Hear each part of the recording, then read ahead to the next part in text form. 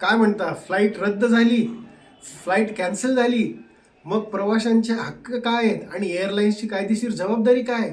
आपल्याला आपले पैसे परत मिळणार आहेत का? फूड आणि हॉटेलचे पैसे परत मिळणार आहेत का? का कंपन्सेशन मिळणार आहेत का?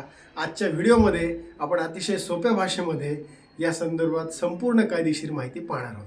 नमस्कार मित्रांनो, मी ॲडव्होकेट पी बी जोशी आपल्या सर्वांचं जोशी लीगल टॉक या यूट्यूब चॅनलवर स्वागत करतो.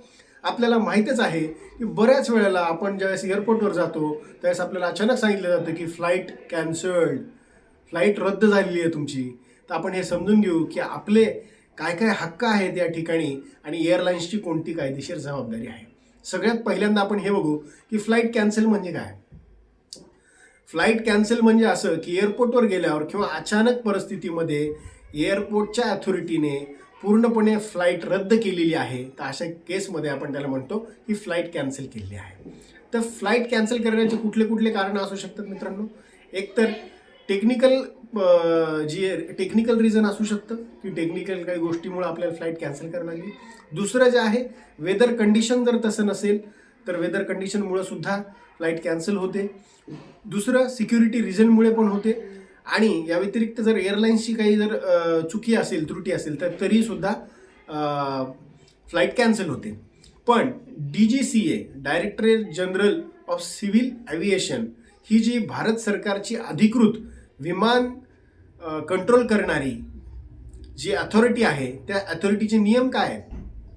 ज्या केसमध्ये DGCA सांगते की जर अचानक एअरपोर्टवाल्यांनी तुमची जर फ्लाईट कॅन्सल केली तर तुम्हाला काय काय द्यावं लागेल त्यांना. सगळ्यात पहिल्यांदा रिफंड द्यावा लागेल पैशाचा, नाही तर अल्टरनेट फ्लाईट तुम्हाला अवेलेबल करून द्यावा लागेल.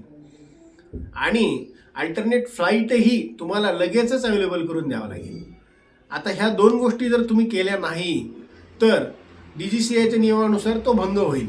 त्यानंतर काय करू शकते, फ्लाईट धारकांनी समजा जर का पुढची फ्लाईट जी दिलेली आहे ती जर का 6 तासापेक्षा जास्त उशिरा असेल किंवा रात्रभर जर का तिथे थांबावं लागत असेल प्रवाशांना, तर त्या केसमध्ये प्रत्येक प्रवाशाला हॉटेल आणि फूडचे पैसे देणं बंधनकारक आहे मित्रांनो. तसेच आपल्याला जे एअरपोर्ट ते हॉटेलपर्यंत जायचे जे पैसे लागणार आहेत ते सुद्धा देणं बंधनकारक आहे मित्रांनो. तसेच जे स्टेसाठी पैसे लागणार आहेत हॉटेल स्टेला, ते पैसे सुद्धा प्रत्येक प्रवाशाला एअर अथॉरिटीने देणं बंधनकारक आहे. तर हे DGCAच्या नियमानुसार असं आपल्याला मिळणार आहे. आता आपल्याला कंपन्सेशन कधी मिळणार आहे हे आपण समजून घेऊ मित्रांनो. जर का आपली फ्लाईट अचानक रद्द झाली आहे तर आपण कंपन्सेशन डिमांड करू शकतो मित्रांनो. कसं, तर आपण आपला प्रवास जो आहे त्याचं जे किलोमीटर आहे, म्हणजे साधारणतः 1,500 किलोमीटरपर्यंत जर आपला प्रवासाचा एअरलाईनचा जर प्रवास असेल तर आपल्याला 5,000पर्यंत कंपन्सेशन मागण्याचा अधिकार आहे मित्रांनो. जर आपला 1,500 ते 3,000च्या दरम्यान जर किलोमीटर असेल तर आपल्याला 7,500 रुपये कंपन्सेशन मागण्याचा अधिकार आहे. आणि जर आपलं 3,500 किलोमीटरच्या वर जर प्रवास असेल तर त्या केसमध्ये आपण 10,000 रुपये कंपन्सेशन मागू शकतो. पण हे कंपन्सेशन आपण कधी मागू शकत नाही, जर नॅचरल डिझास्टरमुळे किंवा सिक्युरिटी रिझनमुळे किंवा टेक्निकल ग्राउंडवर अशा कुठल्याही रिझनसाठी जर का फ्लाईट कॅन्सल झालेली असेल किंवा वेदर कंडिशन असेल तर अशा केसमध्ये आपण कंपन्सेशन मागू शकत नाही. हे इथे क्लिअर आहे. आता आपण हे समजून घेऊ की प्रवाशांचे काय काय कर्तव्य आहेत. प्रवाशांकडे व्हॅलिड तिकीट असणं हे त्याचं कर्तव्य आहे, ते त्यानं ठेवलं पाहिजे. दुसरी गोष्ट, चेक इन होण्याच्या आधी त्याने एअरपोर्टवर हजर पाहिजे. जे काही एअरलाईन्सचे मॅसेजेस आलेले आहेत ते त्यांनी जपून ठेवले पाहिजे. आणि जे बोर्डिंग पास आहे तुमच्याकडं ते सुद्धा तुम्ही जपून ठेवलं पाहिजे.